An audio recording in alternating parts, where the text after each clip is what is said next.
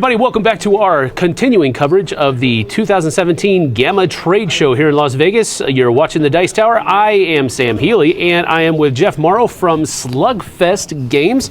He's here to show us Battle for Greyport and some other stuff for Red Dragon Inn. So I'm going to let you take over, Jeff. Cool. Thanks for joining us. Thank you for having me. Appreciate it. So what this game is, the Red Dragon Inn Battle for Greyport is our cooperative deck building game based on the characters and world of the Red Dragon Inn. Okay. So you're about to go off to the tavern for your usual party, but you are rudely interrupted by monsters attacking the city. Okay. And so it's your job to get out there, recruit whatever help you can from in the chaos, right? And go out there and fight monsters in the city while you're thirsty and hungry. Exactly. Yeah. And so inconvenient. So you're extra ticked off because they interrupted your party. Yes. So you're fighting better. Right. Okay. All right. So these are some examples of monster cards.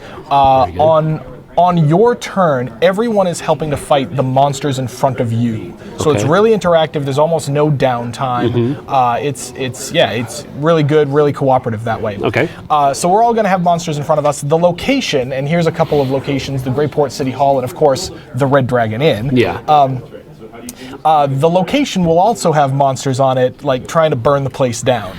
So and there's penalties if that happens. All right. Okay. So in addition to defending yourselves, you have to defend the city itself. Okay. Everybody starts with 10 hit points. If anybody gets to 0 hit points, we all lose. Oh. So if anybody dies? If anybody dies, we lose. Now, like I said, if something burns down, there's penalties involved. It's usually not you lose the game, although in one case that actually is what happens. One building will do that. Yeah, but usually it's not. Usually it's things like you lose hit points, or people have to discard cards, or things like that. All right.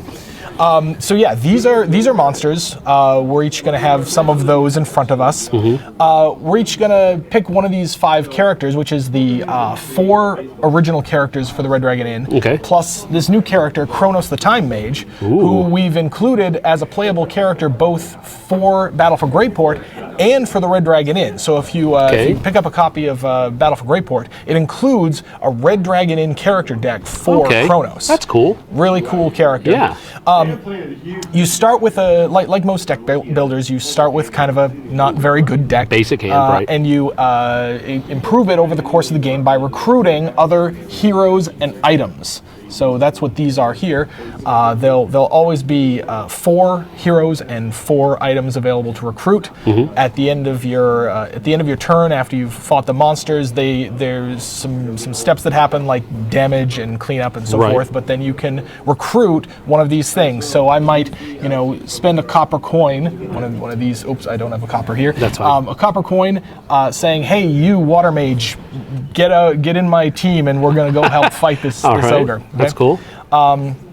The game plays over 3 encounters with a boss battle at the end. So, for example, here's Drog the Troll General, who is one of the boss monsters. He does not look happy. Yeah, correct. He does not look happy at all. Alrighty. So, let's see. What else do we have? So yeah, like I said, it's very interactive. It plays 2 to 5 players, and it is about 20 to 30 minutes per player. And yeah, people seem to be liking it. Now there's this taunt thing over here. You have to explain the taunt. What is that? So this is the turn marker. This goes around the table saying who is the defending player. Now, it also has this special ability on it. Once per turn, you can flip this thing over and taunt a monster. And in addition, some of the cards that you can recruit also have the taunt ability on it. The way taunt works is it means take a monster that isn't in front of you and put it in front of you. Okay, so you're basically calling attention to yourself. Yeah, and that helps you defend your fellow players. Yeah. It helps you take pressure off the location because the location usually sets up a pretty quick clock that you have to deal so with. they leave the location. You can have them leave the location or a person? That's right. Okay, Yep. Cool. Yep. That's cool. That's like pulling zombies to yourself in Zombicide or something like that. Yeah, causing noise. Yep. All right, cool. I thought you could taunt other players, but we'll have to having a bit of trouble over there. Right. Well, that's more appropriate for the tavern game, not this Yes, one. I guess. All right. So that's Battle for Greyport, or Battle of Greyport. Battle for Greyport. Okay. Yep. And you had another thing for Red Dragon Inn that you wanted to show us. So the other We're going to scoop all this up? I want to. Yeah, sure. Okay. No problem. The other thing I wanted to show was the most recent Red Dragon Inn Allies set is Keet and Nitrel. I don't know which camera's on right now, but there it is. Well, we can set it just like this. Like this? Yeah. Okay. Keet and Nitrel, they are goblin siblings. They make a good adventuring team because he's an expert in artifacts, and she's an expert at demolitions. Yeah, blowing things up. So if they're in a dungeon and Keet is like, I really need this wall to not be here, she's like, I'm on it. I got this. Okay. So the way they play is, let's get some of this stuff here.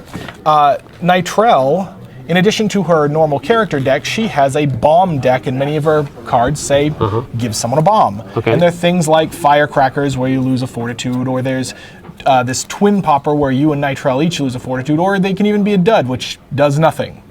Very simple, very fun mechanic, where you're just kind of throwing bombs around the table. All right. Keet is a bit more involved. He has these artifacts. Things called artifacts, and the reason there's a gold piece on the back of them is these are your gold. At the beginning of the game, instead of getting 10 gold pieces like normal, you shuffle up this deck and you deal yourself 10 of these. Okay. A bunch of cards in his deck say something like, say reveal an artifact. Okay. When you do, you take the top card of the artifact deck and you put it in front of you. Some of them do something immediately. Some of them are things like, this one's a cheating card. This one's a sometimes card that lets you ignore a drink. And so forth. They still count as gold. So, for example, if I spent the box of banishing to ignore a drink, I'm down a gold now because this is this is my gold. So yeah, it adds a totally new twist to gold and makes you think about the game really differently. So it's lots of fun. We actually really like this character a lot. That's neat. That's a cool little combo. Yep, and because they count as gold pieces, so for example, you can pay somebody with them, right? If you can ante them in a round of gambling, right? And if you do, in fact, if you ante a face-down artifact in a round of gambling, you can actually peek at it first. So now, in this gambling round, I know what that is. It might be good, it might be bad. And the gambling round can happen, and maybe it's the Cursed Idol of Doom, which is really bad, and I want to pawn it off on somebody else. Right. Exactly. So yeah, Keet and Nitrel. It's in game stores now. It's been out since the fall, and people are liking it. Very cool. Very cool. And then the Battle of Greyport, that is available now? That is also available. It came out in December. Came out in December. All right. Very cool. Thank you so much, Jeff, for joining us. Thank you guys for joining us as well. And we'll see you guys next time.